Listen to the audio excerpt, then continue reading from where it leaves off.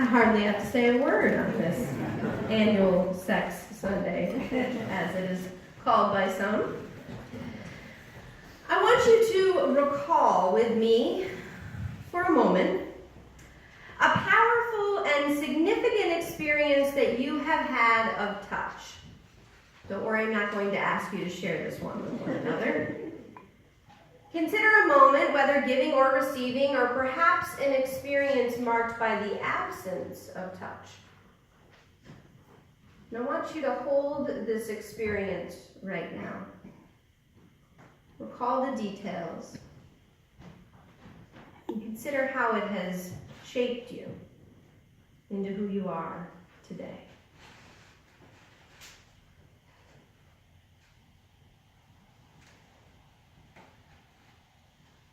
Everyone have a story?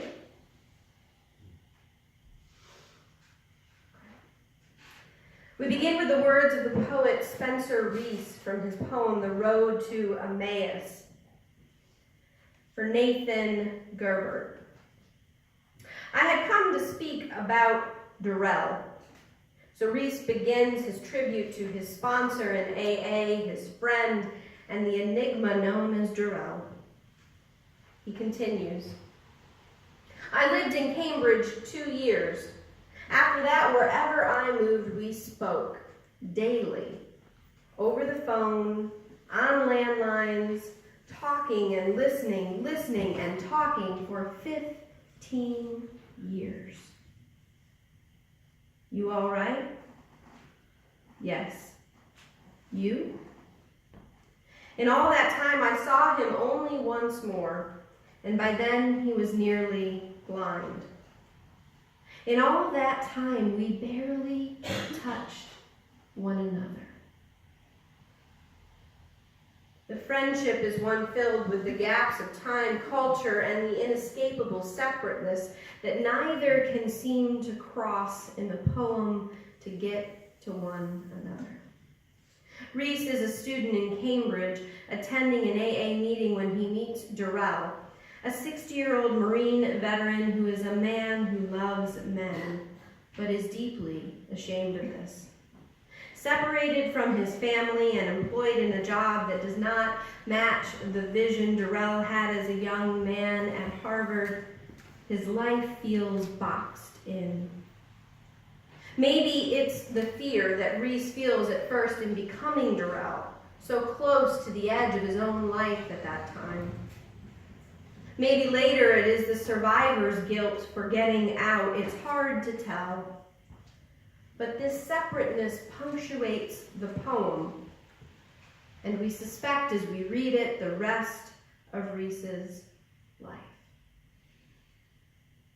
He writes the poem as an act of therapy, recounting Durrell's life to a Catholic nun who becomes his counselor, and then again to Durrell's sister who seeks atonement from Reese for cutting off her brother years after Durrell has died.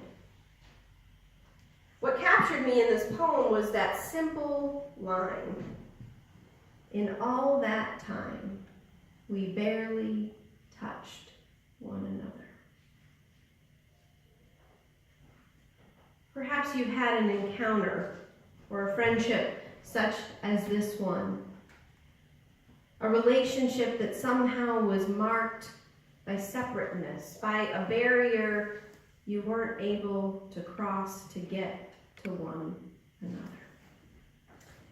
In our culture, touch, even the word, is so charged with meaning, often explicit of lately as well as sexual, that it's difficult to say the word without conjuring that charged energy into the space this morning.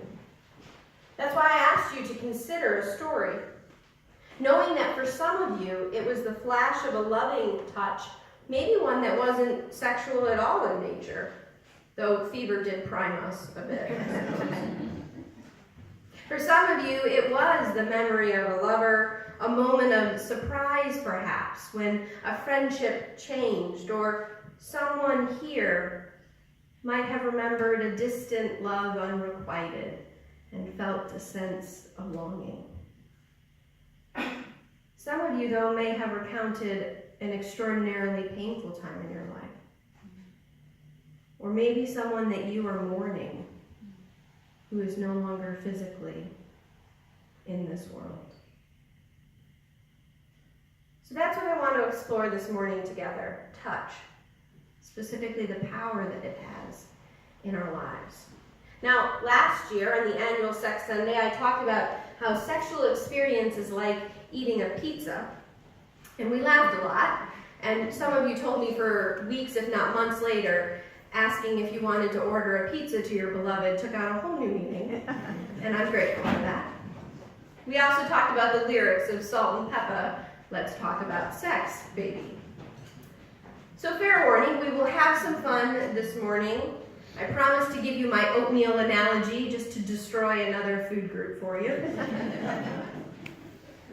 But we have a bit of serious work first this year.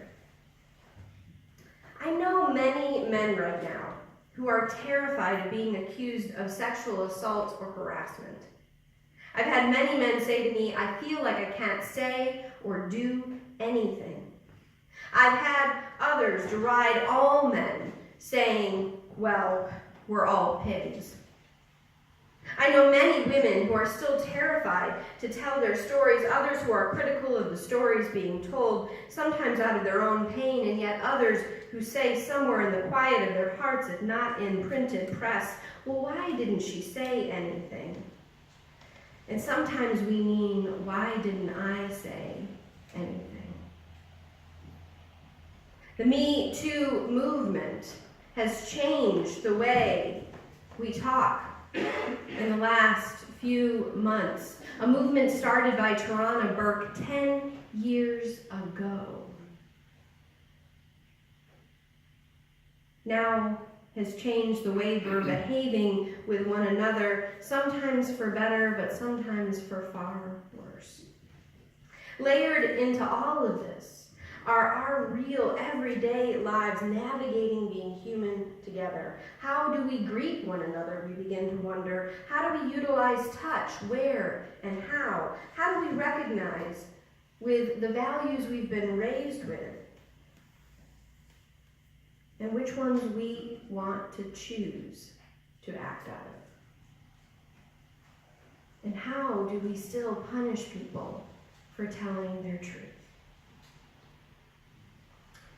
So that's why I wanted to talk about touch in the annual sex sermon this year, because I think it's one of the most visible aspects of sexuality and power distribution on any given Sunday.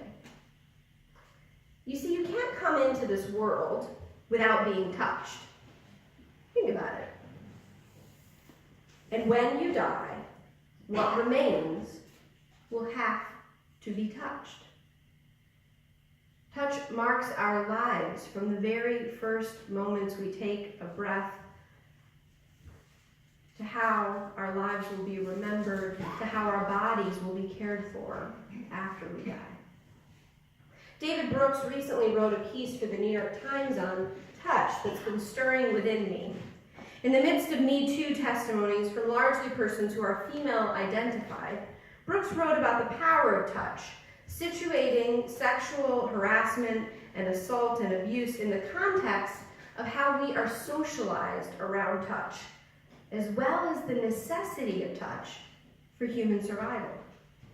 He began by detailing studies that disproportionately show that babies who do not receive touch early on in life have all sorts of medical problems, in some cases death, from a diagnosis known as failure to thrive. This research has greatly impacted neonatal intensive care units over the last 2 decades, where they emphasize the importance of kangaroo time. Did anybody have a child during the push for kangaroo time? It means skin-to-skin contact. At the same time, Brooks illustrates how abuse of touch, particularly in early childhood, can negatively impact the rest of a person's life, in some cases making it impossible for them to establish healthy attachment. He writes, The woman who talked in an online article about her date with Aziz Ansari is being criticized because what happened to her was not like what happened to the victims of Harvey Weinstein and Louis C.K. There was no workplace power dynamic, no clear violation of consent. The assumption seems to be that as long as there's consent between adults, everything else is kosher. Surely that's setting the bar amazingly low. Everything we know about touch suggests that even with full consent, the emotional quality of an encounter can have profound positive or negative effects. If Ansari did treat her coldly or neglectfully, it's reasonable to think that the shame she felt right after was the surface effect of a deeper wound. Neglectful, dehumanizing sex is not harassment, but it's some other form of serious harm. Disenchanting emotional touch also causes people to underestimate the way past experiences shape current behavior. Two writers I greatly admire criticized the woman in the Ansari episode for not exercising more agency. If she was uncomfortable, she could have put her clothes on and hopped in a taxi. But that's not how agency works. It's not a card you pull out of your pocket and lay on the table. Agency is learned, not bred. And one of the things that undermines agency most powerfully is past sexual harm. It seems that the beginning of good sense is to take the power of touch seriously as something that has profound good and bad effects. Brooks argues that the road to healing will not be set by ceasing to never touch one another again, but rather by learning how to better communicate about touch, how to understand the power inherent in touch, and how to create healthier interactions that actually expand our thought process beyond the legal conceptions of assault and sexual harassment. Touch has power, no doubt about it. Consider how skillful politicians wield touch. The graze of an arm, the right handshake, the pat on the back to convey relationship and exchange of power. When I was in seminary, many queer folks loved to lift up the biblical story of Ruth and Naomi as subverting the power structures of the day. Anybody heard this story before? Mm-hmm.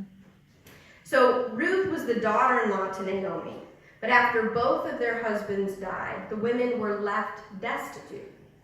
So Naomi tells Ruth, go back home to your people. You're still young, you can get married again, you have no power in this culture if you stay here with me.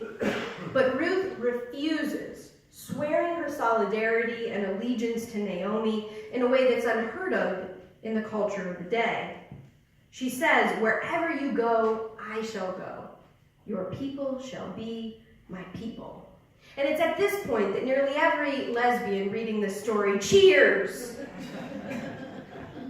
It is the scripture of choice for many a Jewish and Christian lesbian wedding. Trust me. But then the story goes on. And we discover that to survive, Naomi hatches a plan for Ruth to marry a wealthy landowner.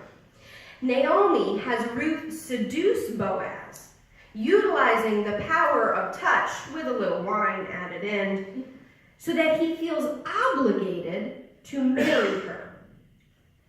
No, I said when I read this story. I remember being distressed by the abuse of power and the abuse of touch when a colleague explained to me, well, Robin, that's the only way Ruth could access power.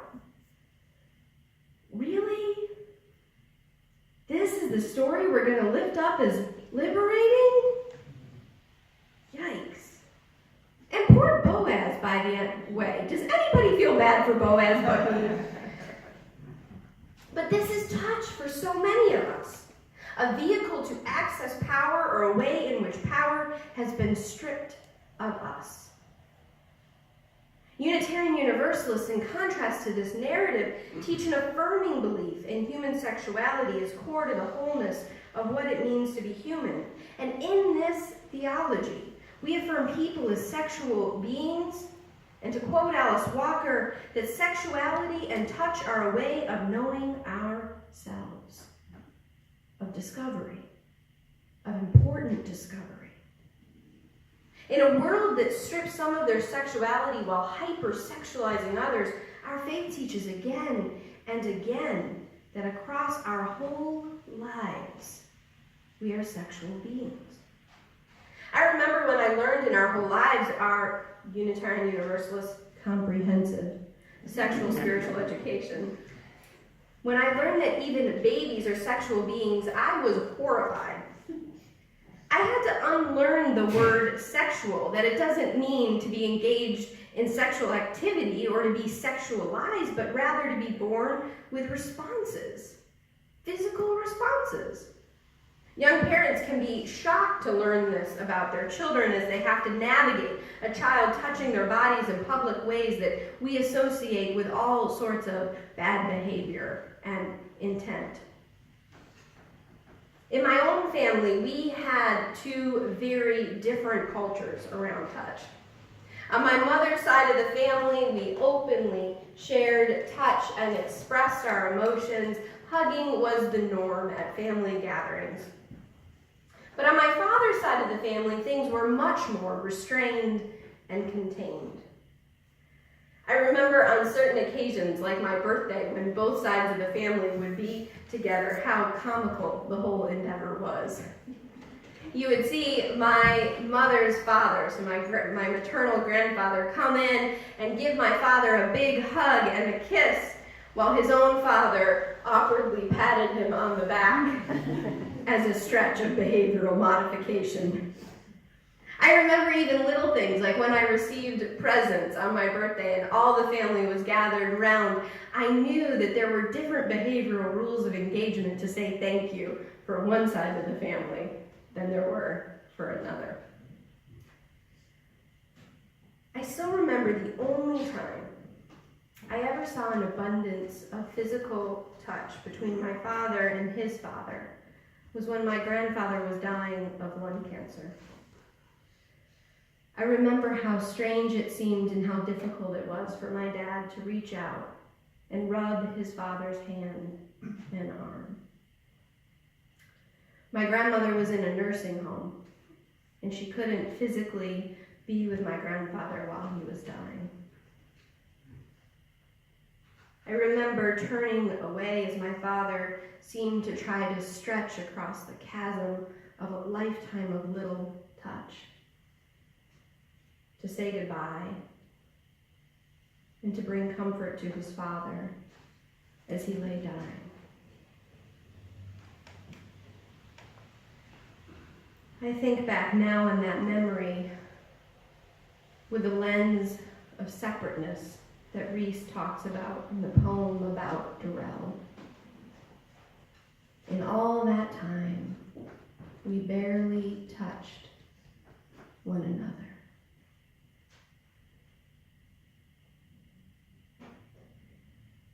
There's got to be a better way than legalistic definitions of touch or being bubble boys and bubble girls and bubble people, avoiding this very human way of knowing ourselves and one another.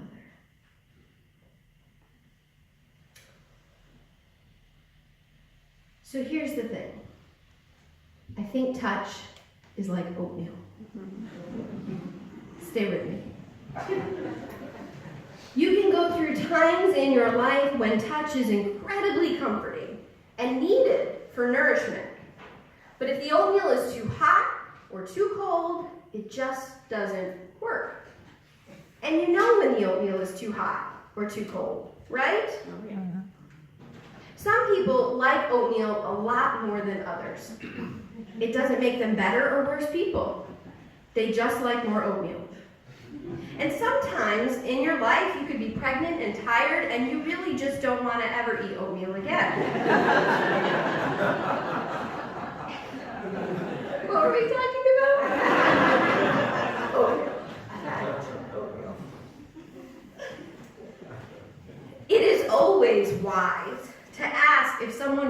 some oatmeal before shoving it on them. Now we're really going to talk about oatmeal for a minute. My wife loves oatmeal, and every morning she makes it. Like every morning. It doesn't matter if it's the middle of July. She really likes oatmeal. And most mornings our kids want oatmeal. But I'm not a morning person to begin with, and I don't always like oatmeal. But she never says to me, "Aw, come on, don't you love me? Why won't you take this oatmeal?" Why shouldn't we do this with our children the same way around touch, as Laura Beth reminded us? Why put on them the pressure of physical touch to signify relationship that may or may not be there?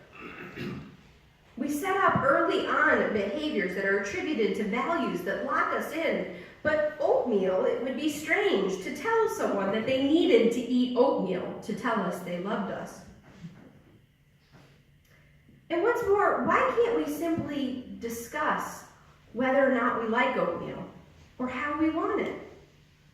The ways we like to be touched or not, when we do and by whom, without assuming a host of rejections, approvals, or power distribution. I remember I served one time in a congregation where there was someone who would come up and just rush toward you to hug you, and if you said no, that person felt like you were rejecting them. Like the poems of words being restricted, I think too often we restrict ourselves to rules of engagement around sexuality and touch, or modes of convention or behavioral expectations that actually tear the fabric of our humanity while we try to get proximate. Nobody judges you if you want walnuts in your oatmeal or maple syrup.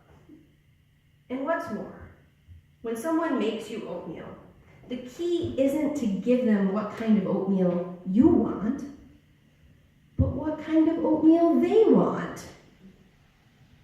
The golden rule is insufficient for human interaction. Reese closes, I'm done with oatmeal, okay. Anybody have oatmeal this morning? All right, good for you. Reese closes his poem with the following memory of meeting Darrell's sister. They were in Florida at the time. The pool brightened with moonlight, the color of snow. The pool was still. And there we were, a man and a woman, sitting in cushioned lounge chairs, as if the world would always be an endless pair of separated things. We did not touch each other. We were still for a long time.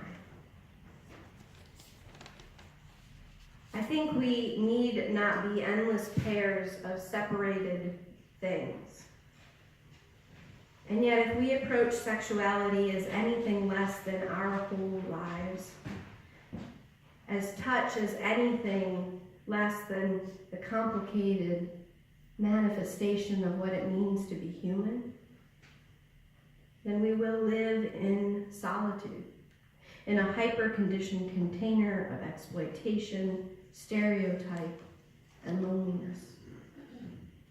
But if we are capable, and I know we are, of bridging the separateness with the courage to ask, to gain new knowledge of ourselves, and to reimagine and reclaim what is good and healing, to caress and hold one another as the precious lives that we are,